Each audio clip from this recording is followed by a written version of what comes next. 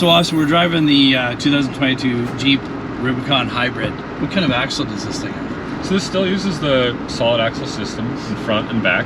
The hybrid system is just plumbed through the powertrain, so it leaves the original Jeep construction that we saw in the past. Okay. So it still has the Jeep advantage with solid axles.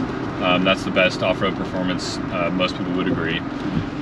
And so that really narrows it down to using a knuckle and ball joints, as well as a hub and other parts to make the whole suspension system work. That's kind of the beauty of it. It's still the simple Jeep platform, but it's just integrated with a hybrid powertrain now. Okay. And the TTX ball joints are available for that? Yeah, so Mevotech makes TTX, which is our top of the line ball joints for this application. There's an upper and a lower in the knuckle for each front solid axle.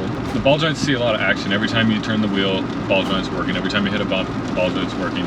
And then anytime you go over any sort of terrain, the load or the weight might be put on one side or the other more than the other side, and so the ball joints are going to be under pressure in those situations as well. So they actually work to balance the straight axle and the steering knuckle, balance that relationship, because you have moving parts all around it.